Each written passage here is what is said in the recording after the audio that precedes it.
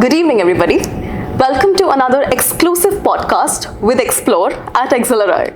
I'm Rupali Jain, part of the General Management cohort of 2026 at XLRI Jamshedpur. Today's guest is someone who's helping organizations rethink leadership itself. Mr. Rayan Modi is a founding team member of BDO Executive Search, which is BDO India's independent leadership advisory firm.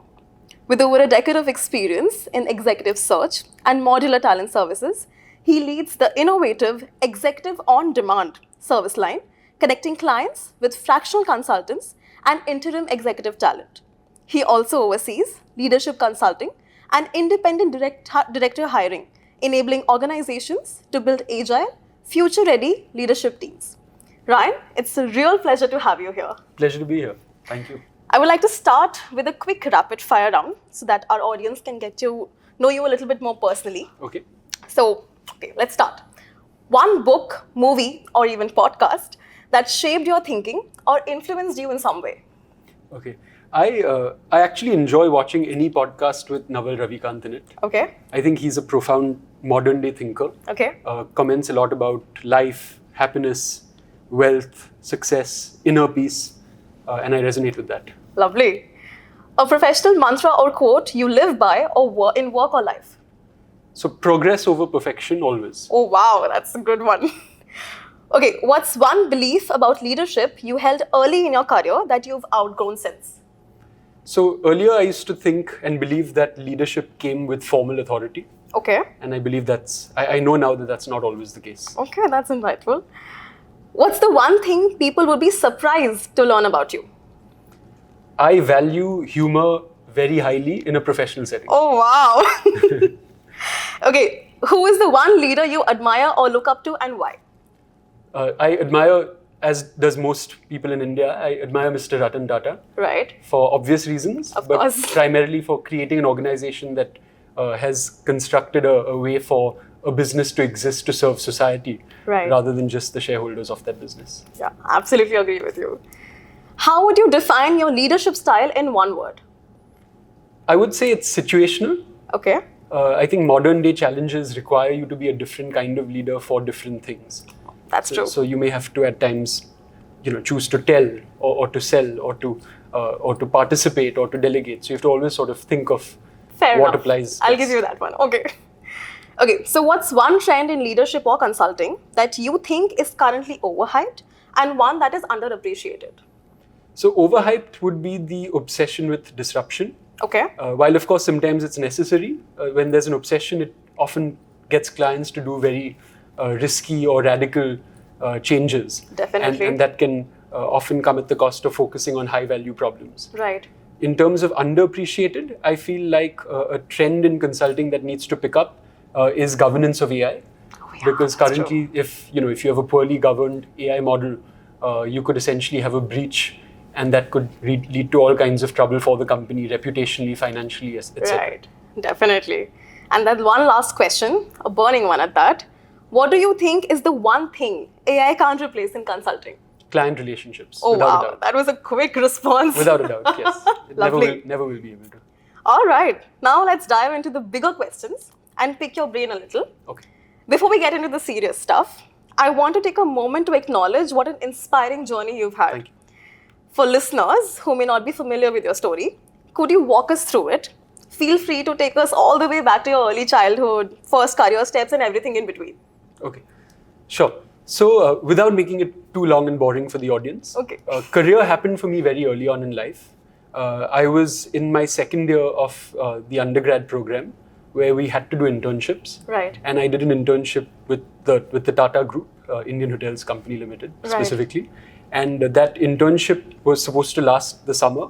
But as soon as I got involved in it, I really enjoyed it. Okay. And they were kind enough to then suggest that I start working full-time before from then onwards, which was before I graduated. Lovely. And I loved to, of course, take that opportunity up. And subsequently, I started my career there, which was before I'd even got my undergraduate degree. That's very impressive. Thank you. So that's where it started. Right. And I think for me, what appealed to me then was just that the world of corporate life or the this felt like the real world where, Right. of course, I enjoyed academia, but I just felt like here you're trying all these things that you're learning about in practice. Right. So that's where the career started. I've always had 2 or 3 key themes that have been central to my career journey, but at the same time, I never had it figured out in terms of what I want to do. That's something people will resonate with, definitely. I'm sure. I think it's certainly more common than not.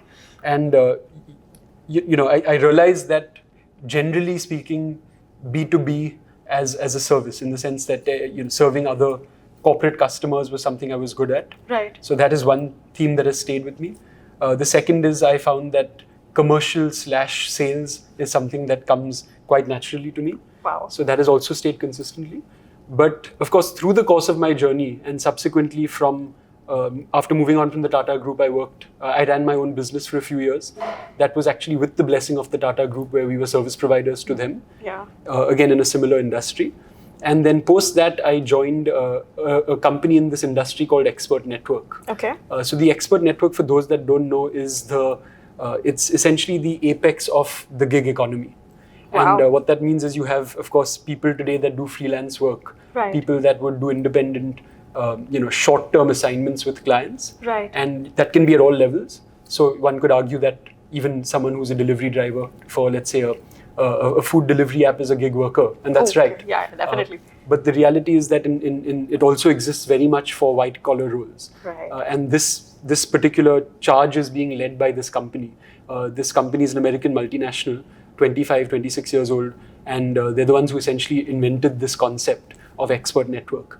So I was there for about 6 years. I ultimately was the head of BD for the India South Asia business. Yeah. It was a very, very energizing experience because I started my proximity to talent there. Okay. And more importantly, I learned how to build some very basic corporate skills. Right. Team building, team management, Yes. institutional relationships, selling, managing accounts, which was of course far more difficult than actually selling. Right. I had a great mentor over there in the form of all the people that managed me across the world and even in India. So that gave me access to a role that otherwise I was quite early on in my journey to take up. Definitely. But that essentially groomed me for what then ultimately became this role that I'm in right now, which is essentially the executive search business that BDO has started. Right. So for context, BDO is a very large global network of consulting firms. Yeah. And the India business essentially decided that let's move into this space of leadership advisory and leadership consulting. Right. And they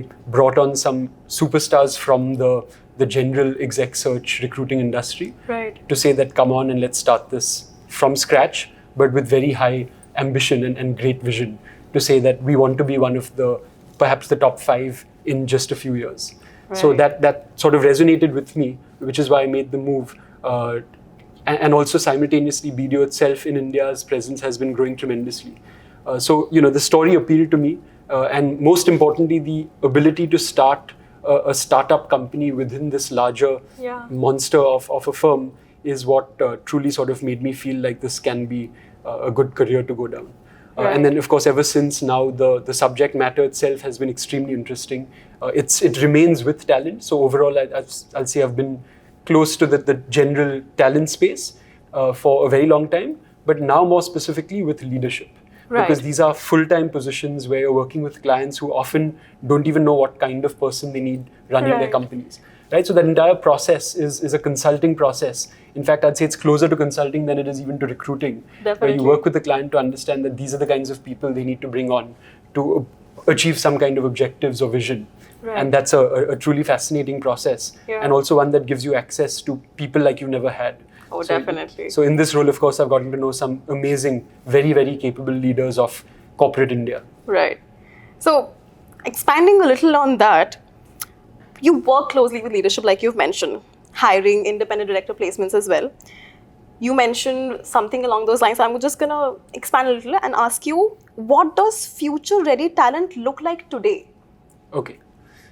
So I think in general, there needs to be a few things that are different from what it was a few years ago. Right. So to start with, I think from a cognitive skill perspective, we're now looking for higher order skills in a leader. Right? I mean, you've got some of the most transactional basic things that are happening, which previously even a leader would have to do, but you have that happening through capable teams or technology.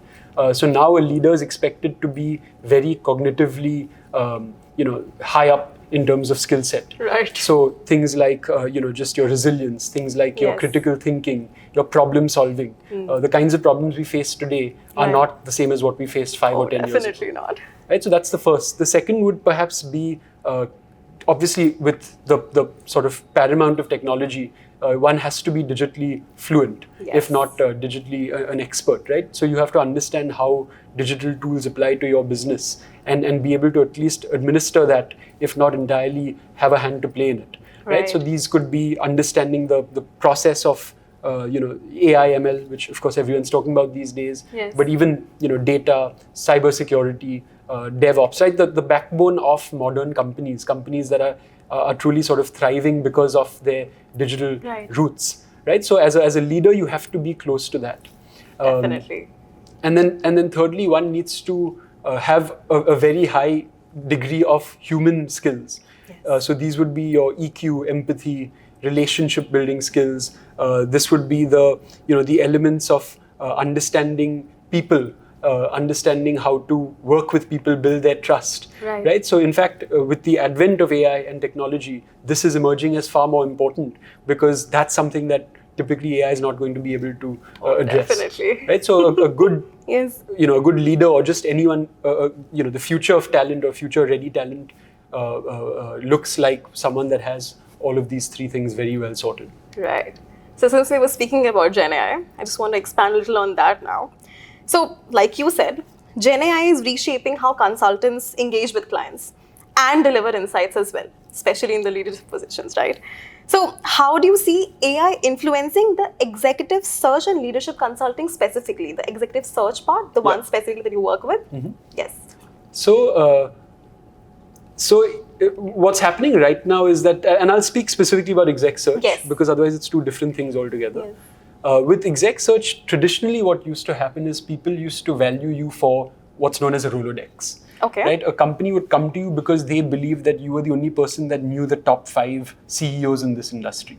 Okay. Right? Today Okay. that has changed. Right. Because every exec search firm, every recruitment firm essentially has the same Rolodex. It's called LinkedIn. Right? And the beauty of this Rolodex is it updates itself. Right? So it's Definitely. dynamic. It's not a static database somewhere. Right. So now the advantage or the edge that a firm needs to have is they need to know how to, or they need to have a good understanding of the talent in that space that goes beyond just the obvious profile. Right? So a client will come to you now not because they don't know who the person is, Right. but because they want your assessment or they want your experience with that person to say that, hey, will this person be the right person to meet these 5 goals? Is this person sound in these technical skills? Right? So they Okay. want you as someone who has experience and exposure to that talent pool rather than just access to that talent pool. Right. So, so that's what's changed.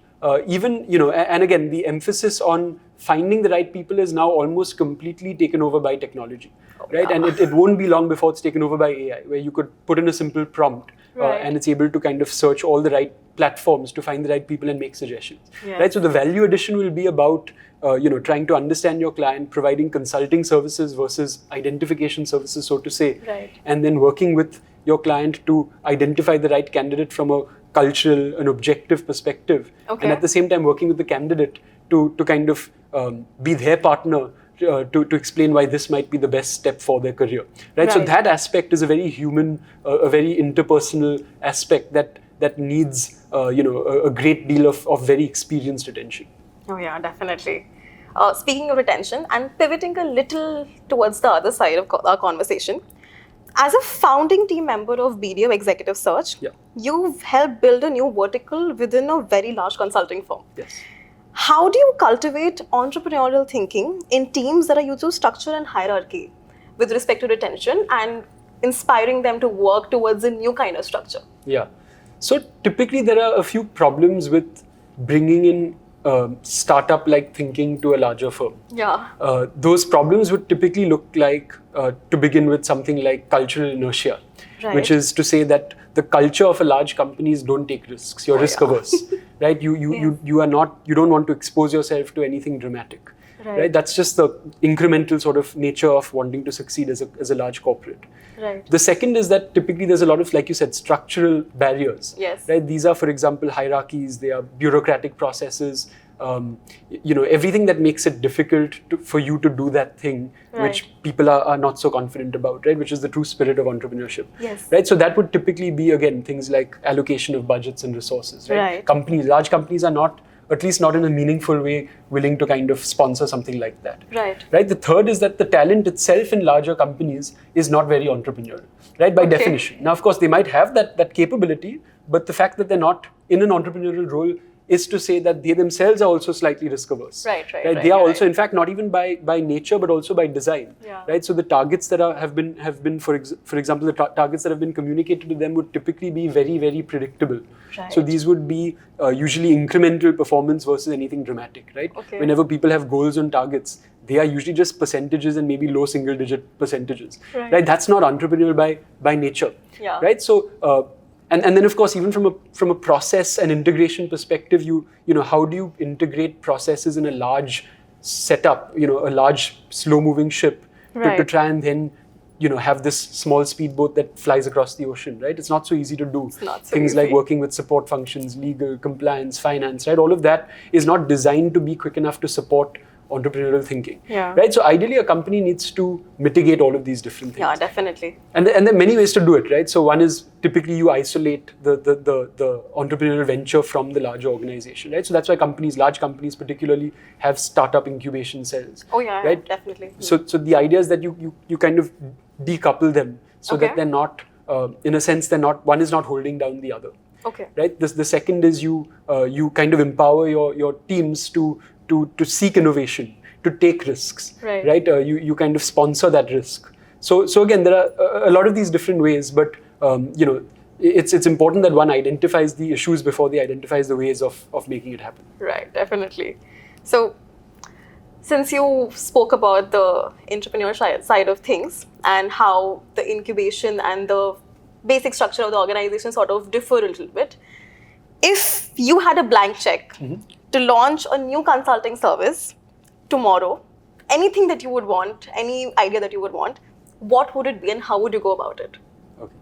Well, I'd say the Indian consulting landscape is very well covered. I think there's a consulting firm for everything, and every budget and every type of client, right? So because by nature, we, our talent pool is good for consulting. Right. But if I really had a blank check, which means I could endlessly fund this without worrying about the profitability of it, I think the one thing that just needs to maybe enter the mindsets of Indian business owners and Indian business leaders is perhaps philosophy or a philosophical approach to everything they do. Oh wow! Right. Okay. So typically morality plays no role in the corporate world beyond just the obvious, right? But in terms of large business owners, people who are particularly involved with philanthropy, people that want to consider impact more than just a CSR budget, right? They might truly want to know the impact of a certain decision from a morality perspective or from an ethical perspective, right? That's very and it can be interesting. it can be a small decision, it can be a large decision, it can be what you pay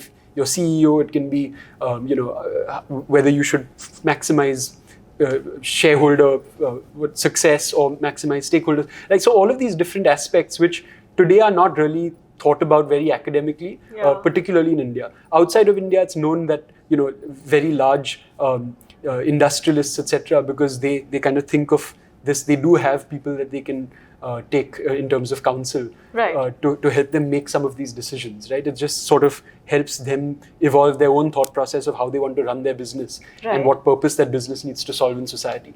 So if I had a blank check and I could fund a consulting company that just basically added some value to the Indian corporate ecosystem, it would be one that does exactly this. Oh wow, that's very interesting and something that really isn't out there, and I would love to be a part of such an organization, to be very honest but with you. But we won't make money, so or we may, I don't know. Well, let's see.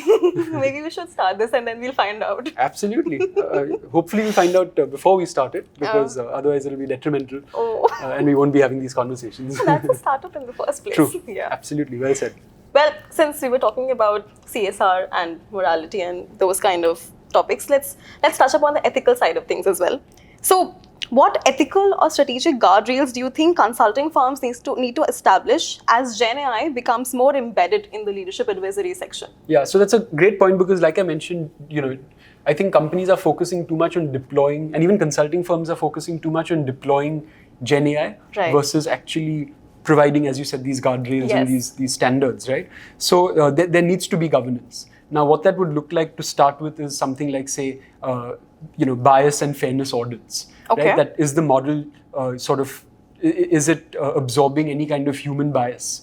Right. That can have a detrimental impact to, say, a financial services company that makes lending decisions based on an AI model, Oh, yeah, right? definitely. Or based on a company that does employee performance reviews based on an AI model, right? Right. You don't want bias, right? So for You that, don't want bias. an audit in the sense that you kind of keep visiting it to ensure that it's completely bias-free and fair is critical. Okay. The second one would probably need to have some kind of compliance in terms of policy, right? Okay. So what are the things that the model or the AI tool is expected to do, and what should it not be doing, and Okay. and being very clear about that, so that again those lines are not blurred.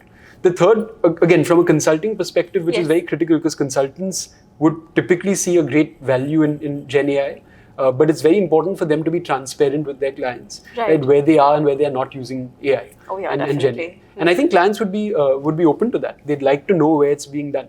Because the last thing you want is an instance or a situation Yes. where something that was meant to be human turns out to be AI, Yeah. or vice versa, right? So I think these are 3 or 4 of the very critical guardrails, just to ensure that there's high standards of governance when it comes to Gen AI. Okay. All right. Building up on that, just to have a bit more understanding with respect to our viewers, for MBA like me and earlier career professionals in consulting specifically, what advice would you offer to those who want to be entrepreneurs within large firms and to navigate through these things that we've just discussed today? Yeah. The ethical side of things, the startup side of things, and everything in between. I think that's a great thought process to start with, because everyone should be. It's not about whether you want to or not. You should be thinking that way. Yes. It's in the benefit of yourself and the company you're in. So the first is you need to understand the business very well, Okay. regardless of what you want to do with it, right? The point is, if you're going to be a sort of entrepreneur or an entrepreneur Yes. within a corporate setup, you need to understand that business well. Definitely. The second is you in the process of wanting to try these different things, you shouldn't let your day job slip, right? Because what you're hired to do or what you're expected to do, that has to be done. Yeah. Right? Everything on top of that can be separate, and I'm Right. sure you can find the right people to encourage you to do it. But it can't happen if it's not being sustained by just your typical track that you're expected to do. Definitely. The third is, ideally you should find some kind of internal champion or internal sponsor. Okay. Someone slightly more senior, someone who can take accountability for the effort. Right. And it's not hard to do. Very often, Okay. you have people who are just as forward thinking and want to encourage you to do that thing. But as a more junior person, perhaps you've just finished your MBA, it's difficult to kind of get that buy-in without the help of people that are more Right. acquainted with that system. Makes sense, yeah. And then beyond that, you have to be obviously a lot less risk averse as you would Well. normally be in a corporate setup. Yeah, definitely. So you should be encouraged to do that externally, but also intrinsically, internally. You should feel like, I want to take risks because I can. Right. Right. So I think if you have these 4 or 5 different combinations, you're well set up to do the right thing and try something new for that company that you have a full-time job in. That was really, really insightful. Thank you so much, Rayan. I think we're going to close for now. This has been incredibly wonderful Thank to you. speak with you. It's been a Likewise. pleasure. Likewise. Thank you for sharing your journey Likewise. and perspectives on how consulting, leadership, and talent are evolving. It's clear that the future of executive strategy is being shaped by bold thinking, and you're right at the heart of it. It was an absolute privilege to be here with you. Thank you so much for being here with us. My pleasure. Thank you for having me.